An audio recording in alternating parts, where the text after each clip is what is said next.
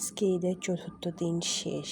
এই দুর্ঘটনা যে কি মর্মান্তিক, মানে প্রতিনিয়ত এবারের ঈদে যে পরিমাণে দুর্ঘটনা ঘটেছে এতে মানে বাহিরে বের হয়ে যে আনন্দ করব সেই আশাটা আর থাকে না।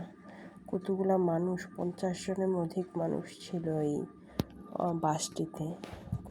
কিভাবে যে পড়ে গেল, মানে এটা কি দুর্ঘটনা, কিভাবে যে মানে চোখের সামনে দিয়ে একটা বাস কিভাবে পড়ে যায়, মানে এটা অকল্পনীয়। মানে জাস্ট পড়তে দেরি, জিনিসটা ডুবতে জাস্ট 2 থেকে 3 সেকেন্ড চোখের নিমিষেই শেষ, তলিয়ে গেল। মানে কিভাবে দেখলাম, একটা বাবা বলল তার ওয়াইফ আর মেয়ে নাকি বাসে ভেতরে, সে বিরক্ত হয়ে বাহিরে বের হয়েছে ফেরি দেখার জন্য।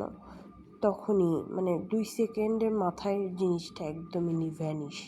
কয়জন মানুষ থেকে 5 থেকে 7 জন মানুষ না হয় বের হতে পারছে, আর বাকি সবগুলা মানুষ একদমই চোখের সামনে কিভাবে যে শেষ হয়ে গেল। মানে যখন পানিতে ডুবছে একটু পরপর দেখলাম যে লাগেজগুলা, ব্যাগগুলা ভেসে উঠতেছে। মানে প্রতিটা ব্যাগের উঠে আসা দেখে মনে হচ্ছিল এর পরে যদি একটা মানুষ উঠে আসে, এরপরে যদি একটা বাচ্চা উঠে আসে, এরপরে যদি একজন মা উঠে আসে, ব্যাগ লাগবে না।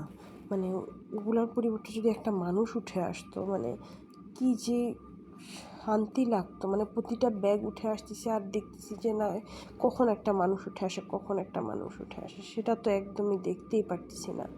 2-4টা মানুষ উঠে আসলো, আর পুরা গাড়িটা যে নিমিষে শেষ, কতগুলা যে জীবন গেল। মানে এবার যে ঈদে কি হলো আল্লাহ মাহবুদই জানে। আমাদের বাঙালির উপর আনন্দটা আমরা করতে চাইতেছি, আল্লাহ আমাদের এতগুলা রোজার পর, 30টা রোজার পর আল্লাহ একদিন আনন্দের জন্য আল্লাহ সুযোগ দিয়েছে। এর মধ্যে হলো ট্রেন দুর্ঘটনা, হলো লঞ্চের দুর্ঘটনা, এখন এই দুর্ঘটনা। মানে একটু যে শান্তি মতো বসে মোবাইলটা দেখবো কিংবা নিউজ ফিডটা দেখবো, কোনো শান্তির নিউজ আমি পাচ্ছি না। শুধু আমি কেন, দেশ জুড়ে, বিশ্ব জুড়ে, মানে কোনো শান্তির নিউজ আমি পাচ্ছি না। কারণ এই লাস্ট এখন আমি এই নিউজটা দেখে এত খারাপ লাগতেছে আমার, কি বলবো, মানে কি বলার আছে। একটা বাচ্চা দেখলাম, মার জন্য যে কি আর্তনাদ, তাই রে খোদা। এত মানে ছেলে মানুষ মার জন্য, মানে ও বুঝতেছে ওর যে লাইফের আর কিছুই নেই, ওকে কে দেখবে, কে শুনবে।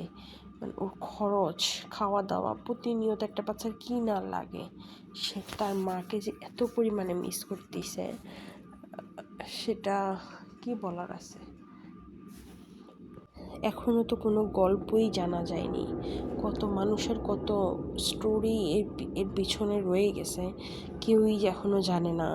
আস্তে আস্তে আস্তে আস্তে সংবাদ মাধ্যমে আসবে, আসলে কি হবে, কি হবে 2 দিন 4 দিন পরে সেই আবার সে আমাদের সচেতনতা কেন বাড়তেছে না?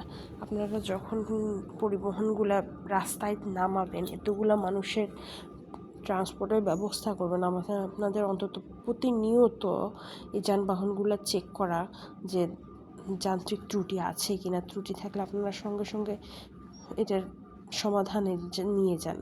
এর সামান্য একটুখানি ত্রুটির জন্য আপনারা 5,000 না 10,000-এর একটা খরচ অ্যামাউন্ট পড়তো যে এটা সংশোধনের জন্য। এর জন্য যে কত লাখ লাখ ক্ষতি হয়ে গেল, কত লাখ মানুষের সারা জীবনের সম্বল চলে গেল।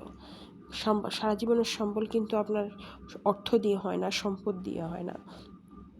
একটা সন্তানের থেকে যে তার মা চলে গেল এই দুর্ঘটনার মাধ্যমে, তার মা তো তার সম্পদ, তাই না? একজন স্ত্রী তো তার হাজব্যান্ডের সম্পদ, একটা সন্তান তো তার বাবা মার সম্পদ, সেটা তো হারিয়ে গেল। তো দুর্ঘটনা আমরা এড়িয়ে চলি, এর থেকে বেশি হলো আমরা সচেতন হই।